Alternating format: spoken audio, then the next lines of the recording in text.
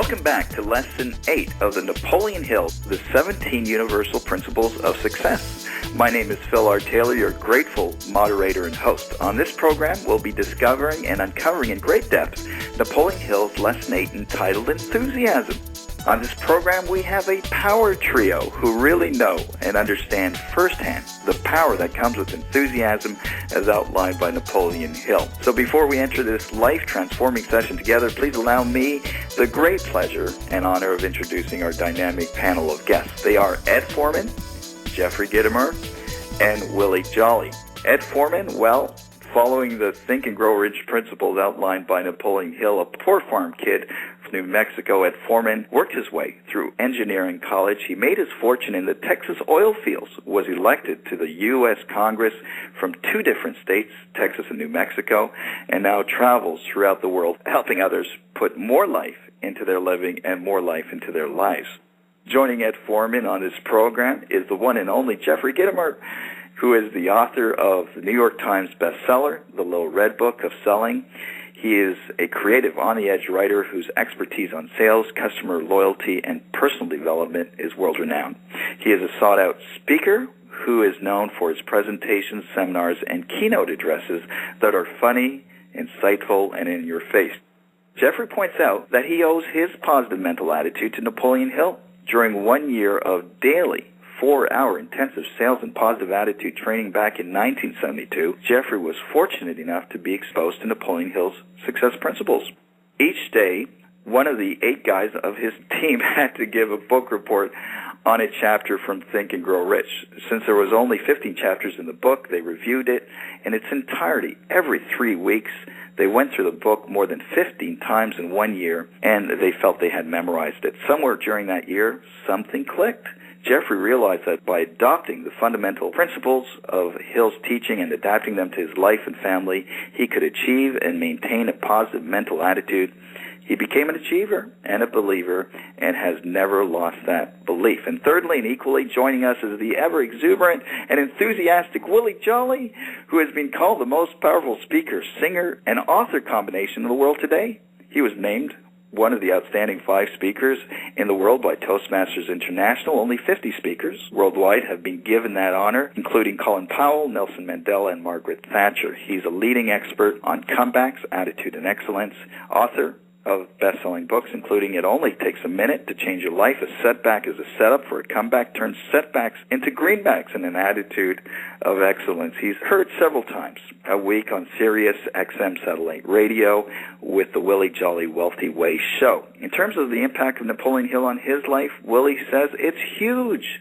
He admits that he was broke, a busted nightclub singer who had been fired from his nightclub job and replaced by a karaoke machine because the club owner said he would get a better return on his investment over time.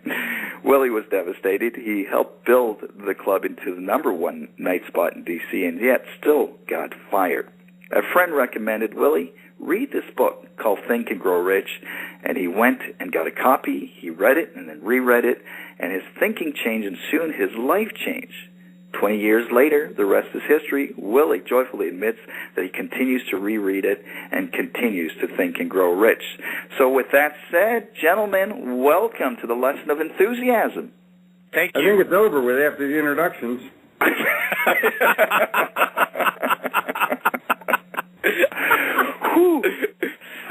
Well, if there were 3 people in the world that really demonstrate the power of enthusiasm as described by Napoleon Hill, it's you 3. So this is very exciting. Napoleon Hill interviewed hundreds and hundreds of achievers. He discovered that those who were successful possess this quality called enthusiasm. To what extent has the principle of enthusiasm transformed your life, business, or career? And Ed, perhaps we can start with you because you have a tremendous story that relates to this lesson.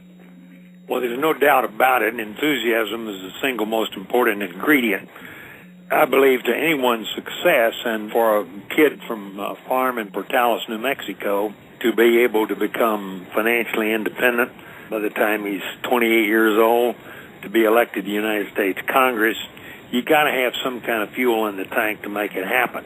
And I was an avid reader and follower of Think and Grow Rich and of the principles that Napoleon Hill had put forth. And I think the best example of it is when I ran for the United States Congress. I was a Republican in a district in West Texas that had never heard of Republicans. In fact, I had 18 counties out there, 3 of which didn't even have one person that would publicly identify themselves as a Republican. And I was running against a 16-year incumbent Democrat congressman in a Democrat state.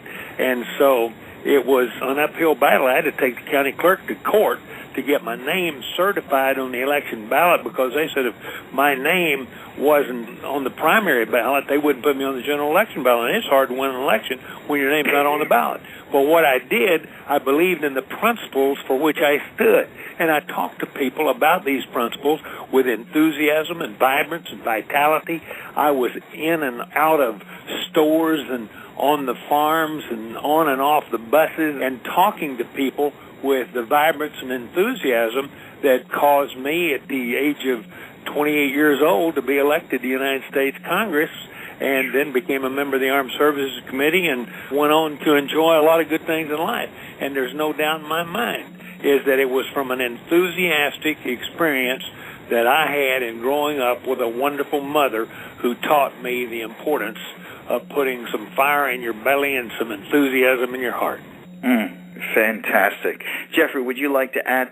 I think that the easiest thing to do for the people that are listening is to look at how Napoleon Hill actually thinks of enthusiasm. And I'm going to flip from Think and Grow Rich to probably the best book ever written on sales, called How to Sell Your Way Through Life, which Napoleon Hill wrote a year after he wrote Think and Grow Rich. Now, all of these things have been being written since about 1919, but they finally came out in book form in the late 30s. But he said, enthusiasm is a difficult thing to explain, but its presence is always easily recognized. Like, you'll define somebody that guy is so enthusiastic, but you can't say, well, enthusiasm is, it's that happy kind of go-lucky kind of, the guy, he's enthusiastic. Yeah, that's it. It's almost self-explanatory. And each person is going to define it in their own way and in their own mind. But the challenge for everybody is the basis is how you dedicate yourself to the way you think, your attitude, and then how you express yourself based on that attitude. I want to be happy all the time. When Willie Jolly and I greet each other, which is usually an annual event at the National Speakers Association, they're smiling, hugging, we're kibitzing about each other's ethnic backgrounds. There's all kinds of things that happen in that process, but enthusiasm and attitude are the foundation for it. And what I would ask the listener is, how are you thinking about the way you greet people? Is your handshake fishy? Is it firm? Is your smile permanent? Are you looking the other person right in the eye? And then what's the expression after that? If the expression is happy and forceful, then you've defined enthusiasm for yourself. You go, Willie. Thank you, Jeffrey, and I think Jeffrey's right on. First of all, he said it so aptly, how a Jewish guy and a black guy can look at each other and greet each other like brothers. When we see each other, we clap, we laugh. And so we jump in each other's arms and hug each other. And, I think it's important that we say that enthusiasm is an incredible gift. And Jeffrey always goes right to the core thing. He went right to what Napoleon Hill said about enthusiasm. From that book, and I've got another book called Napoleon Hill's Keys to Success. And in that he writes, enthusiasm bears the same relationship to your positive mental attitude and your progress towards success as gasoline to a car's engine. It is the fuel that drives things forward. Enthusiasm is power, and with faith it can transform adversity, failure, and temporary defeat into action. And the transmutation depends on your control of your thoughts, for they can just as easily be expressed negatively as positively. By controlling your enthusiasm, you can change any negative expression and experience into a positive one. The Greek definition of enthusiasm is the God within. And that is that God force within you that gives you an outer excitement and expression of expectation that good things are going to come your way. And if they don't come, the circumstances that you want, then you create the circumstances that you want. And that's where the enthusiasm about life is. It's the enthusiasm that says, or the mindset that says, you know, even these setbacks are opportunities to come back. And I'm growing through them. It's the enthusiasm that takes your failures and turns them into winning moments. Like Edison said, I didn't fail 10,000 times. I learned 10,000 ways that didn't work on my way to creating the success. So I'm excited about this program, and I want to encourage the listener who's listening to this program, wherever it may be, to listen to this with a mindset, okay, how can I be more enthusiastic? Jeffrey said it so wonderfully. How do you greet people? How do you speak to yourself? And how do you speak to your future? Because when you start to speak to your future with high expectation, things change in your future. So I'm just honored to be on this program with Ed Foreman, one of my mentors, as well as one of my dear friends and my brother, Jeffrey Gitomer. Everybody catches enthusiasm in their own way, and everyone realizes at some point what enthusiasm means to them and how pivotal it is in their life. I loaned one of my best friends, a guy named Duke Dalton, cassette tape number 4 from the Earl Nightingale series Direct Line. And on that tape, which is entitled Enthusiasm, he defines it, as Willie said, from the Greek word entheos, which means the God within. And this kid is driving from Hickory, North Carolina to Richmond, Virginia, and I get a phone call. He stopped on the side of the road, got into a phone booth, called me up on the phone, and screamed, "I got it! It's enthusiasm! That's the secret!" and hung up.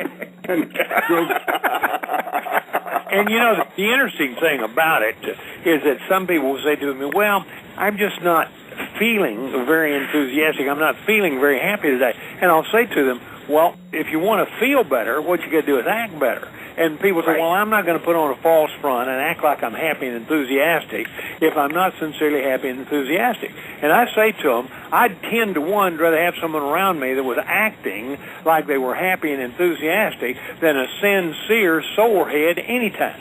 So what you do is you do put a spring in your step. Absolutely. The person that you talk to is yourself. The most important person you talk to is yourself. How are you talking to yourself? I'm happy, I'm healthy, I'm terrific, I feel great, I'm alive, I'm alert, I'm grateful, I'm thankful, I'm appreciative, I'm perky, I'm prepared, I'm prosperous. Or do you say, I don't know, I kind of got a stomachache today? Put those things out of your mind. I'm alive, I'm alert, I feel great. And people say, well, if you're not acting and you're not feeling, what can you do? You can start to thinking by what you read. Pick up a great book like the books that have already been mentioned. Pick up a good CD and start listening to it. Pick up a good instrumental music CD and start listening to it. You cannot listen to a good, upbeat instrumental piece of music and not begin to tap your feet or click your fingers. And so what happens as you begin to get that in as a part of you, you begin to think that way. And thoughts are connected to actions. Actions are connected to feelings. Feelings are connected all the way around, is inextricably tied together. So the easiest way I found to get into it, though, is to act. If you want to be confident, act confident. You want to be enthusiastic, act enthusiastic. Ed, you're so right. One of the things I've been telling people for years is that sometimes you got to fake it till you make it. And now some people, you can't fake it, but I say you got to act your way into a new way of thinking so you can think your way into a new way of acting. Absolutely. And in that process, you change your future. You've got to act like you're somebody going somewhere to do something powerful and exciting in your life. The first major bank loans that I ever got, I went into the bank. I didn't have a pot to pee in or a window to throw it out of, but I had a great idea, and I put that idea on paper, and I asked for $50,000. The banker read through it. He read through it carefully, and when he got through reading it, he said, this sounds plausible, but I didn't get to the $50,000 amount that I needed until the second page of the letter. And so before I went in, I was really feeling good that day. And I typed out 2 second pages. I had a $50,000 page and a $100,000 page.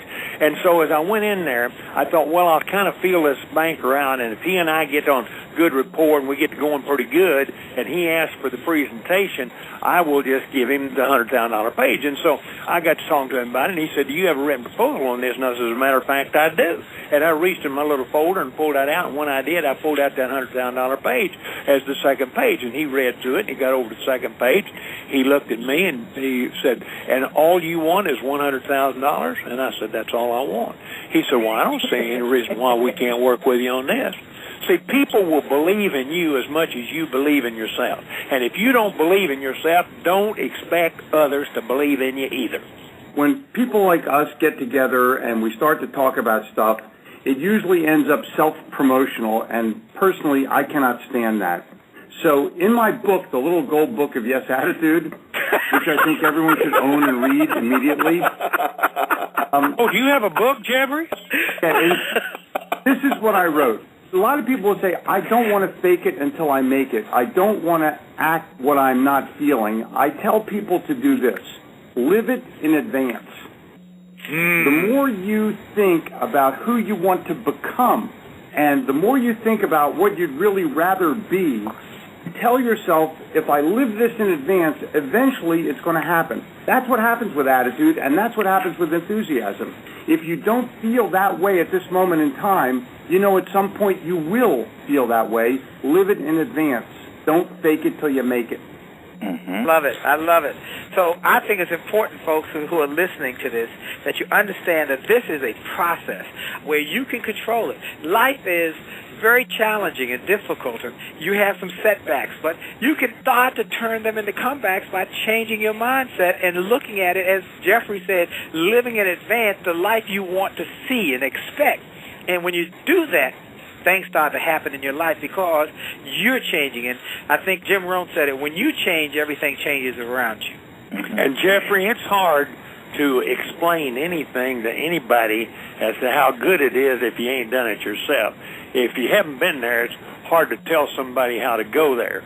So when Ed Foreman talks about enthusiasm, Ed Foreman talks about what enthusiasm has done for his life.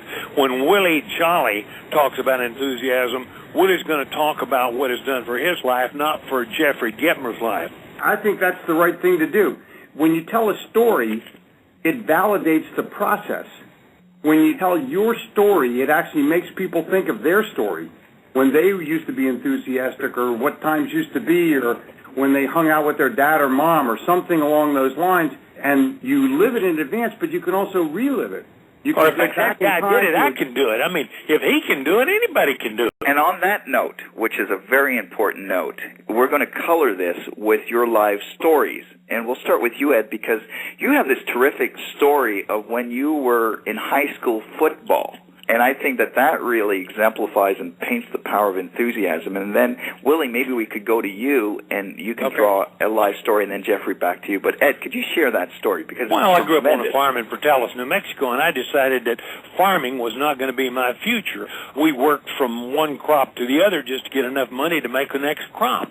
And so I decided I'd go to college. I'd learn to be an engineer, I'd build highways and roads, and I would live a life, and I would travel. I remember being out there in the farm and looking up at the sky, seeing those planes flying overhead, and I remember thinking to myself, someday I'm going to be on one of those planes, and I'm going to go to those far-off, beautiful places. And today, that's exactly what I do. I get on those planes, and I fly all around the world. I go to major resorts, and I enjoy those resorts, and then I come back and I tell the people about them. But, I get paid to go to those resorts, and the reason I get paid to go to those resorts is because there's a lot of successful people meeting there, and they want to meet with somebody who can share something with them that will help them to be better. And so what happened on the farm, I decided that I would go to college. And I had no money. My folks had no money. They couldn't send me. I went out for football. And you're talking about that story of the football. I wasn't that big and I wasn't that good, but I was filled with enthusiasm. I remember when we were out there and we'd been through the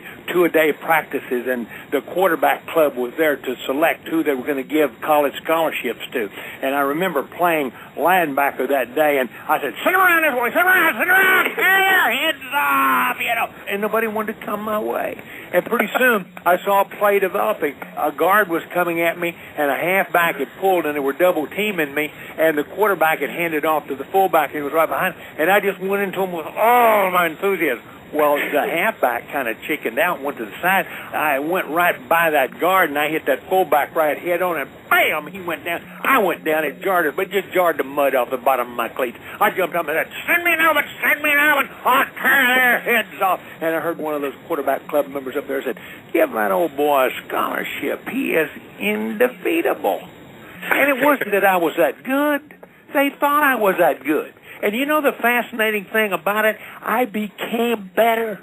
And the same thing happened whenever I graduated from college. I wasn't a petroleum engineer, but Phillips Petroleum Company came in and they were interviewing. And I'd seen the movie The Giant, where a poor kid had grown to opulence and wealth in the oil fields. And so I went and interviewed to be trained by Phillips Petroleum Company.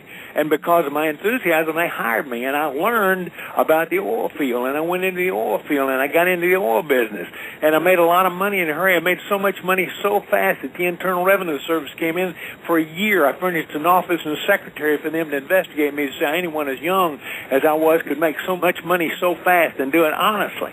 And I became concerned about the size and power and control of the federal government and decided I'd run for Congress and go to Washington to change it. And I found it took a whole lot more than 1 out of 435 to change it. But it was a fascinating experience. I went to Congress, and it was an exciting experience for me. And then after I left Congress, I built businesses, and I have businesses today. But the thing that I enjoy most is to watch people grow.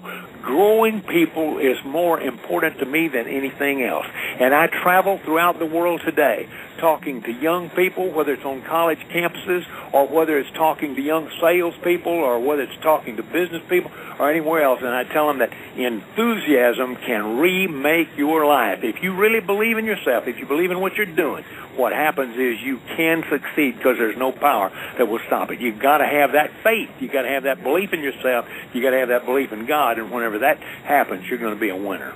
I love it. This is Willie Jolly, and I just want to say I concur with Ed about the enthusiasm and how that entheos can change your future.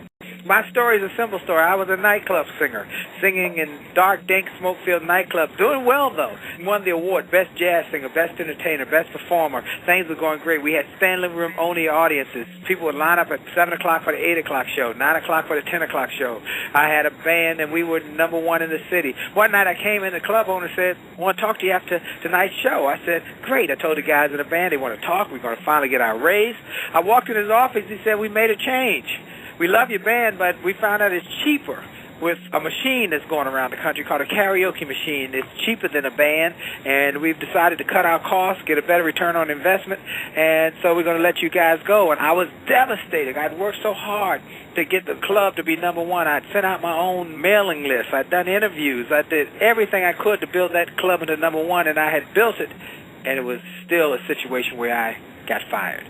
Someone told me to get this book called Think and Grow Rich. I went and got the book, and I read the book, and then I reread it, and then I reread it. They reread it and started writing in the margin and taking in the information and started to change my thinking. And I said, well, maybe I can do something else with my life beyond just being a nightclub singer. And I took a job with the Washington, D.C. public school system as a drug prevention coordinator, talking to the little kids about staying away from drugs and violence. And it was during that year, because of that enthusiasm and that new thinking, that more and more teachers and schools would say, can you come to my school? Can you come to my teachers association? And that led to me being invited to some of their churches, and people in their congregation would come up and say, can you come to my company? I work for this company, this agency, that organization. And it continued to grow. And then Les Brown, the great motivational speaker, heard about this guy guy who mixed music, motivation, and enthusiasm and put it into a package. And from there, he invited me to be on tour with him and Gladys Knight called the Music and Motivation Tour, which introduced me to the corporate market. And I got a little radio show. And a little radio show was a 1-minute motivational, enthusiastic message every day. It started here in Washington, D.C., and then it caught on from a little AM station. It got picked up by the biggest FM station, and it's been on there for 10 years and more than that now. And then it went from there to Sirius XM, and I'm on Sirius XM channel 141 with my Wealthy Ways show every week, and led to television, PBS, and CBS, and now cable networks.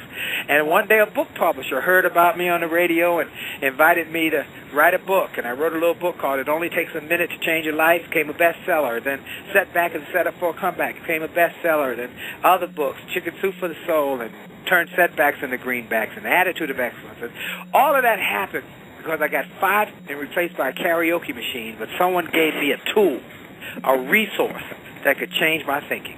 Think and Grow Rich changed my thinking. And if you change your thinking, you'll change your actions. You change your actions, you'll change your results. So hallelujah and amen. I'm excited about the fact that there's enthusiasm that comes through the line today. I'm pumped up. I'm taking notes because you've got great thinkers who are just sharing. I'm just honored to be one of the group to just be here, but I'm growing as I'm going through this process. And I encourage everybody who's listening to this audio, wherever you may be, that you not just listen, but you take little notes. There are pearls being dropped, how Ed just dropped a pearl, and Jeffrey drops pearls. Take the pearls and make them into products that will change your life. The great Deion Sanders said, if you look good, you feel good.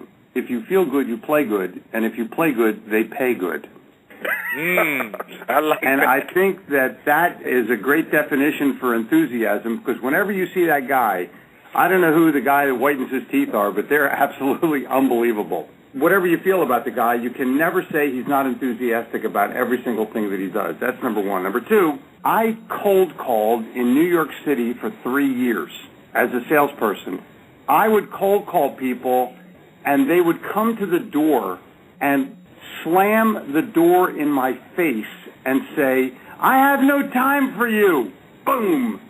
And I would, because I'm enthusiastic and I decided I wanted to have fun at this, I would knock on the door again and say through the door, did you mean no time today? Can I come back tomorrow? And people would actually come to the door smiling because I had beat them at their game. Now, that was only a third of the people. The other 2/3, unfortunately, delivered expletives that I'd never heard before. But the bottom line was, I was determined that in my cold calling days, I was going to have a good time at it. And I don't think enough people who are listening to this feel like they're allowed to have a good time. They're either stuck in some politically correct thing or feel like they got to act professionally. I don't want a professional person. I want a friendly person. And I want somebody who is open and approachable enough and enthusiastic enough to be able to create some kind of connection.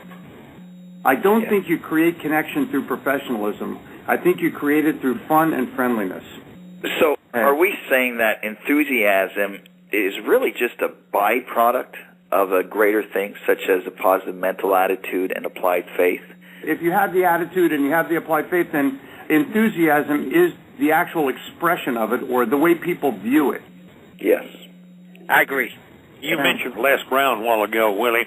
30 years ago, Les Brown came on a Greyhound bus from Atlanta, Georgia, to attend our 3-day Successful Life Course program, being sent by one of our clients down in Atlanta. And after that class, Les said to me, he said, what are you going to do this week? And I said, well, I've got some presentations to make in the Dallas area and other areas. And he says, can I go with you?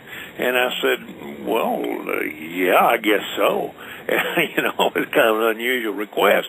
And I remember particularly the next day, I was speaking to a travel host editors meeting where they had all their editors in from around the country in Dallas, and I had a 3-hour session with them.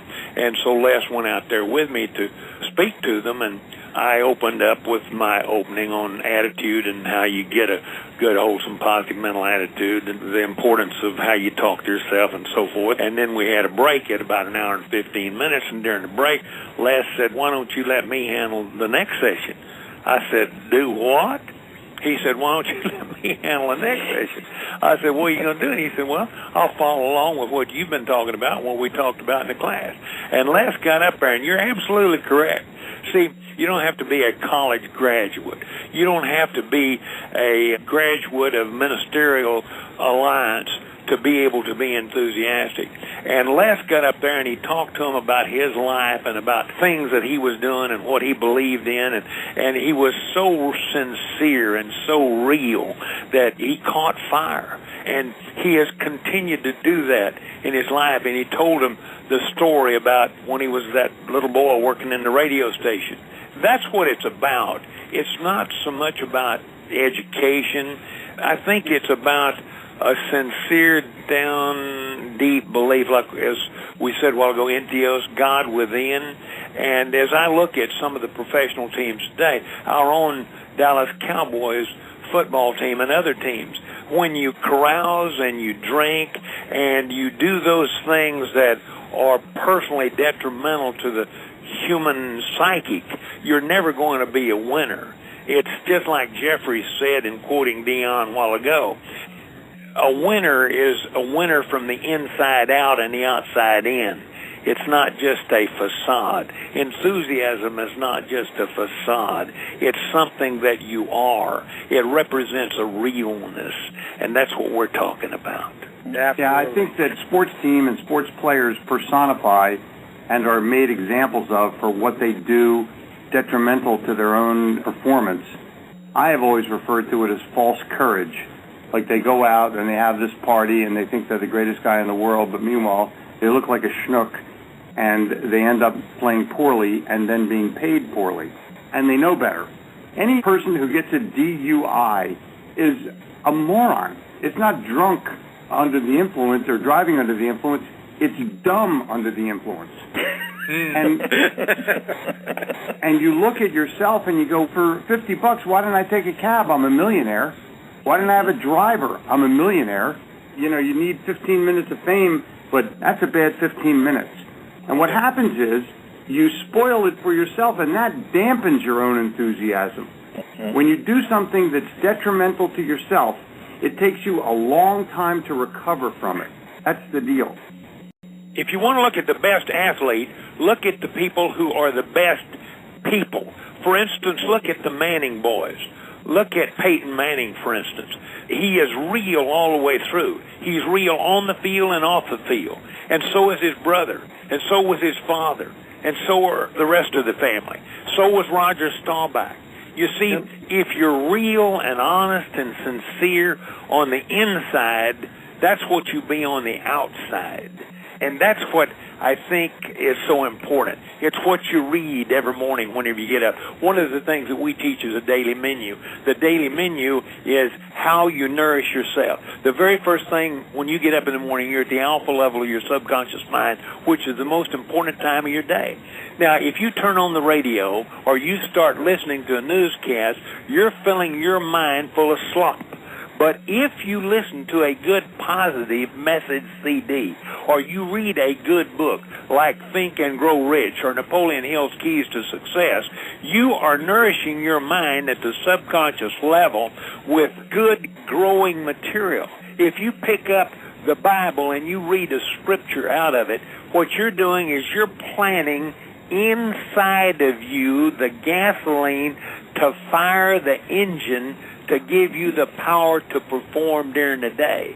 So it's what's on the inside that counts. Once you get that mind loaded, then exercise that body. Go out there and make that heart strong. Make those muscles strong by a good walk. And give thanks to God for the many wonderful blessings you have to be thankful for. Thank you, Lord, for this day. Thank you for eyes to see the beauty, ears to hear the sounds. Fill yourself with the day. And when you fill yourself with life, life is going to fill you up. I love it. I love it. When you put down the Bible, pick up the sales Bible. You know, I love the analogy about the Manning boys as well as Staubach. You look at great teams. When a player comes in with enthusiasm and with character, the two of them mixed together, you start to see the teams be transformed. So Absolutely. we saw it this year in Washington, D.C. with Robert Griffin III, who came in as a rookie and the named captain of the team because he raised the level of thinking by his enthusiasm. Enthusiasm is infectious. Michael Jordan, he raised the level of his teammates by enthusiasm. And if you're enthusiastic, you're really excited. Yeah, I'm excited just listening to Ed. I'm taking notes, listening to Jeffrey. I'm taking notes while I'm on the interview. I've learned that over the years in my radio show, that when I've got a great guest, I'm taking notes just as I hope the listener is taking notes, and I am empowered by it. And so I'm encouraging everybody who's listening to this message today that this is not just us spouting off great ideas. These are pearls that you can use, that you can start to change your life. And enthusiasm, as was said so wonderfully earlier, a winner is a winner from the inside out. And so when you decide to change your inside, you start to change your thinking, you start to read the positive books. Ed is so right. Start your day off with the pure, the powerful, and the positive. Read or listen to something powerful in the first 20 minutes of your day. Go to each one of our websites. We all got free stuff there to try and encourage you, because we know how important it is and how it changed our lives to get positive information, how it changed our lives to think new thoughts, and how to start to be around people. Who you hang around with. You want to hang around with people who are going places, doing things that are encouraging. And when you do that, your life starts to change. So be enthusiastic and realize it's infectious. It will change your life. I would like to throw in two things. When you wake up in the morning and you go in the bathroom, you're alone with the most important person in the world, and you have to look in the mirror to determine what's happening. You also determine how you're going to face your day by facing yourself. And you put yourself either in a good mood or a bad mood, but it's a choice. You can put yourself in a great mood by just looking in the bathroom mirror, winking a couple of times, and go, hey, look at that over there, eh? Look at that. And then you leave the bathroom and you talk to people who you love. You're talking to your spouse, you're talking to your children, you're talking to other people in your family, and the way you begin talking to them sets the tone for your entire day. And yes, there needs to be diversion away from television, and yes, there needs to be positive things read on a daily basis, but you basically start it yourself. You look in the mirror, you talk to other people. That's the first thing you do in the morning, and the way you do that is going to determine how you spend the rest of your day or how you invest the rest of your day. I agree with you on doing that. The thing about it is a lot of people are like sailboats, though, and they put up their sail, and the first person they run into may be grouchy. The first person that they run into is feeling bad, and so what they let that bad wind blow them the wrong direction, and that's why we say you got to fill your own sails first, and that's why I tell people at the very moment you get up, I don't care if you got that book upside down, start reading out of a book. Awaken to a CD or some instrumental music. Start feeding that subconscious mind immediately by what you read, what you listen to, and the kind of people you associate with. The interesting thing about it is we must be ever mindful and careful. No matter what lovely a spouse we may have or a partner or children we may have, some of them are going to be not feeling good today, and so it's up to us to be that generator of that power, and the way we do it is by what we put in our own tank, and what we put in our own tank is what we read, what we listen to, and the kind of people we associate with. I grew up in Philly, and everybody's in a bad mood. So if you're sailing around the lake, you're going to bump into a lot of negative wind. And what I determined is that I just wasn't going to let any of that stuff affect me. I certainly wasn't going to try to tell somebody else to cheer up. You don't do that in Philly. What you do is you either ignore them or you just try to talk about things that are right in the world and try to steer the conversation in a different way. Because if you ask somebody, how's it going, they'll typically tell you what's wrong. They're not going to say, great, dear, great. And just to reinforce Ed and Willie in their conversations, it's basically up to you as a person to determine your enthusiasm and your level of enthusiasm. And you can give it to other people. Other people can catch your enthusiasm. When I was taking my attitude training, People would literally ask me if everything was okay because I was acting so happy and enthusiastic. They thought I was nuts. And the bottom line is they still think I'm nuts. But they have something that I don't have, a car payment. I want to give everybody a quick couple things that I think are important. I'm going to jump right on the coattails of Ed and Jeffrey. One is wake up in the morning, and you have two choices how you wake up in the morning. You can say, good Lord, it's morning, or you can say, good morning, Lord. First of all, I get up every morning and say, good morning, Lord, you gave me another day. Thank you. I have an attitude of gratitude. That helps to jumpstart my enthusiasm. I go in the bathroom, just like Jeffrey said, I look at myself and say, man, I don't care what challenge we face today, we're going to hit it hard, and we're going all out. And here's something I learned to do years ago. I say good morning to the first 10 people I see every day. I walk into 7-Eleven, get my coffee, say, good morning, good morning, good morning, good morning. Everybody say, good morning, on my way to the gym. Good morning, good morning, good morning. I say to 10 people. Now, many of those people will not say a word back, or they'll grunt back, or they'll mumble back, no, it's good about it. I still say it, and every time I say it a little more forcefully, a little more excitedly, good morning, good. By the time I got to 10, I'm almost hollering. Notice I said, some people don't say anything back. That's okay, because I'm not saying it for them.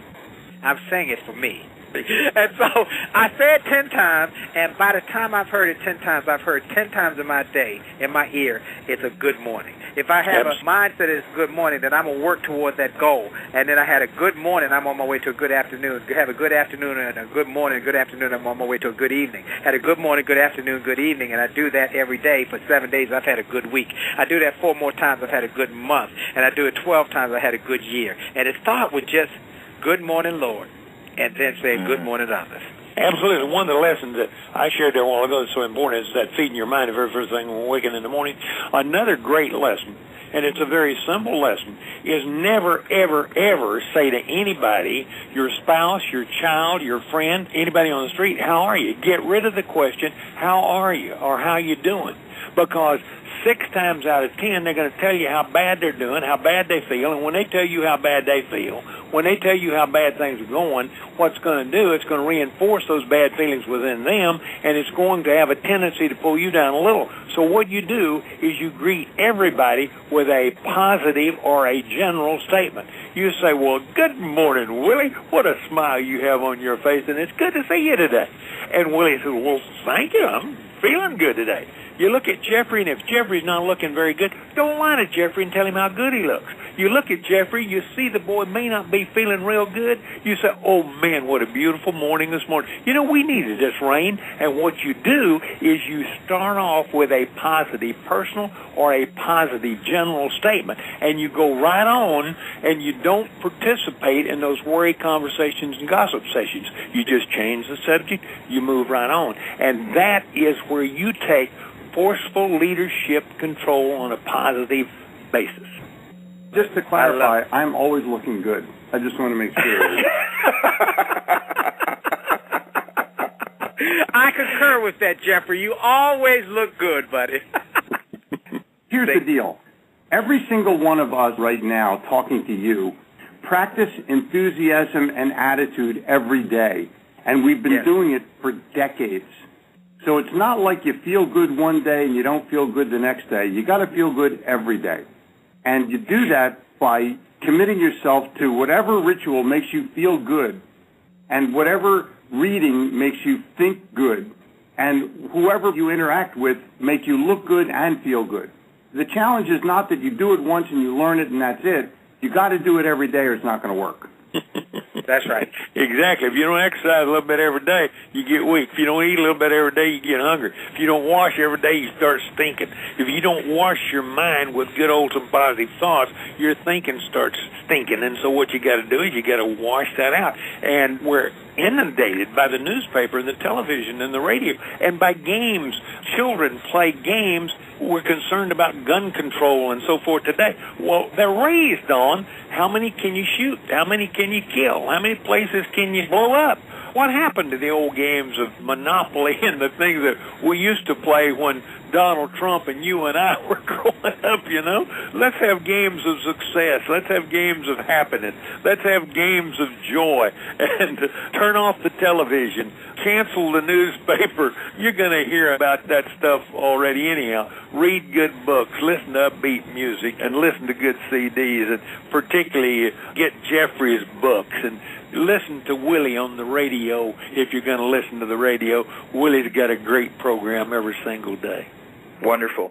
And I think that you've touched on several keys to success. I just love the notion of gratitude that evokes that enthusiasm that you spoke about. Willie, you pointed out praising God starts you off on a great day.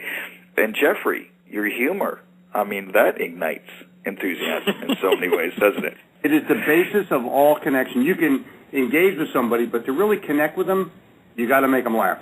Yes, laughter certainly is a doorway to that. If there was one takeaway from our audio discussion together, what would that be? And with that, can you give our listeners your website and where we can find you in terms to learn more about your products and your services? And why don't we start off with you, Jeffrey? If you want more of me, you can go to Gitomer.com, Gitomer.com. I have a weekly free email magazine, Sales Caffeine, and I recommend that you get that because it's on every aspect of life, and there's 3 or 4 other people that contribute on a weekly basis. I'm going to reiterate one thing that I think is most important because I do it myself. Every morning I wake up and I go in the bathroom and I look in the mirror and I'm seeing the coolest person I know. And I'm smiling and winking, and I can't wait to start my day. And if you all do the same, I promise you, success will follow. Wonderful. Willie? Yes, I'm excited. I learned a lot today about enthusiasm. One of the big points about enthusiasm I learned today is this, that you always surround yourself with quality people. You make a habit of it. If they're negative, if they're downers, if they're woe in the mouth and woe is me, you're trying to separate yourself. That is why you learn that we just bounced off each other. Just listen to this whole audio. And it's gone so quickly because we bounced off each other, we coattailed each other, and we all have the same desire to help you, the listener, have a better, greater life.